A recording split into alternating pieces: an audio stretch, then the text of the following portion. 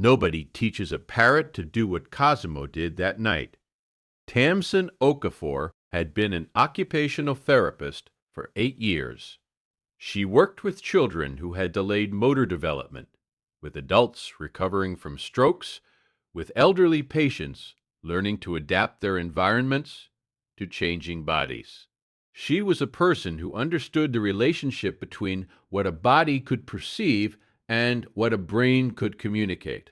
She knew that communication happened in many forms, and that the failure to communicate was not always the failure of the communicator.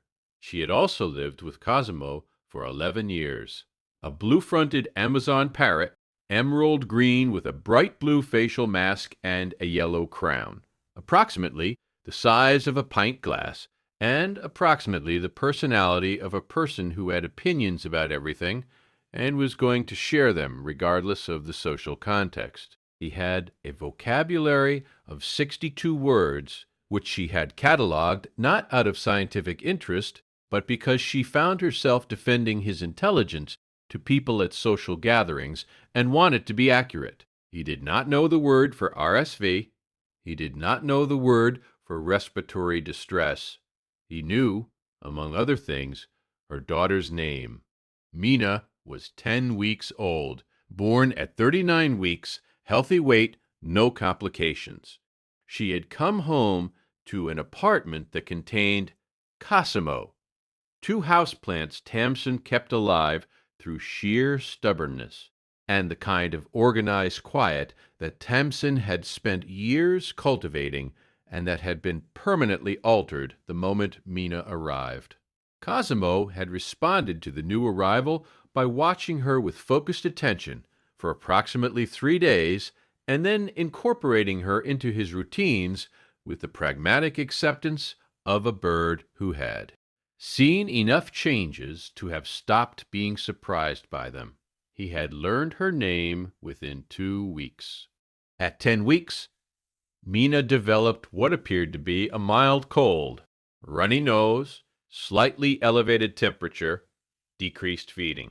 The health visitor had come on Tuesday, day 3 of the cold, and had noted the symptoms, confirmed the temperature was not alarming, and said to monitor. RSV in infants could look exactly like a mild cold until it didn't.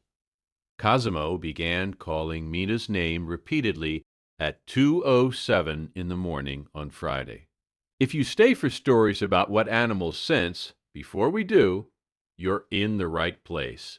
Subscribe so you don't miss the next one. Tamsin heard it through the wall between the bedroom and the living room where Cosimo's cage was. He slept under a cage cover. He did not, in 11 years, vocalize at night. The first call brought her partially awake, the second fully awake. The third had her moving. She assumed in the 30 seconds between waking and reaching the living room that he had been startled by something, a sound from outside, a shift in the building, the ambient hallway noise that occasionally made him react. She crossed to his cage. He was standing on his top perch, cage cover pushed partway up with his beak, calling in a way she recognized as distinct from his conversational register, not the relaxed repetition of a bird practicing vocabulary, the specific urgency of an animal that needed a response. He looked at her. He looked toward the hallway. He looked back. She went to Mina's room. Mina was in her crib. She was breathing. Tamsin saw the chest movement immediately and felt the first tight fear loosen slightly, but the breathing was not right. The rate was elevated, and there was something in the quality of it, a slight drawing in at the intercostal muscles with each breath, the specific effort of a baby who was working too hard to get air in.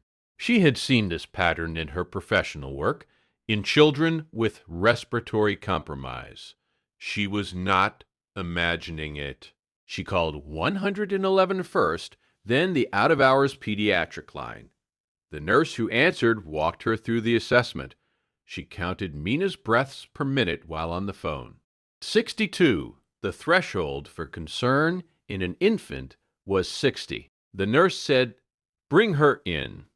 The pediatric emergency assessment team at the hospital were quiet and efficient in the way that pediatric emergency teams become when they do this work for long enough. The nurse who admitted them was a woman named Stacy, who had been in pediatrics for 17 years and who told Tamsin, as she attached the pulse oximeter to Mina's foot, that she had been waiting for this one, not this specific baby, this presentation.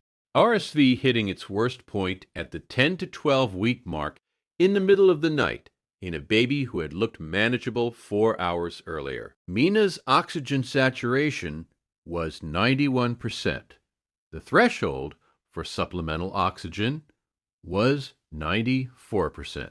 Has your animal ever done something you couldn't explain until it was the only thing that made sense? Tell us in the comments. These stories deserve to be heard. She received high-flow oxygen and supportive care. By Sunday morning, she was at 96% on room air. By Monday, she was feeding. The pediatric consultant who reviewed her case, a man named Dr. Kwame Asante, asked Tamsin what had made her check at 2 in the morning. Tamsin said the parrot. He looked at her. She explained. Cosimo, 11 years. His vocabulary, his sleep pattern, the way he had woken her and looked toward the hallway. Dr. Asante was the kind of doctor who had learned in 21 years that the cases that didn't fit the standard explanation were not always wrong.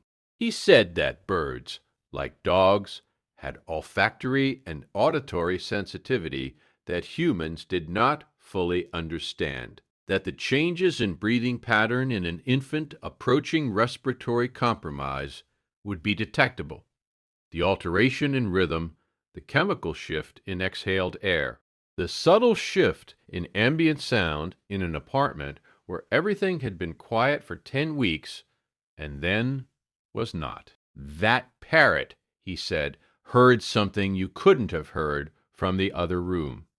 Every guardian deserves to be recognized, even the ones who never asked for anything in return. If stories like this matter to you, subscribe so you never miss the next one. Cosimo was quiet when Tamsin brought Mina home on Monday afternoon. He watched from his perch as she carried the carrier through the living room. When she set it on the coffee table and unzipped the top, he made a single soft sound. Not one of his 62 words, but the low conversational vocalization he used when he was settled, when the apartment felt correct, when everything was as it should be. He had called her name into the dark from under a cage cover in the middle of the night, and she had come, and now Mina was home. Tamsin sat on the sofa beside the carrier. She looked at the parrot. She did not say anything, because she was not sure what to say, and because she suspected that whatever she said would fall short of what was accurate. Cosimo put his head down and began to preen his left wing, the way he always did in the afternoon when he was done with whatever the day had required of him. The next story is about an animal who was trying to tell a family something for 9 days before they understood what the warning meant. Subscribe so you're there when it posts.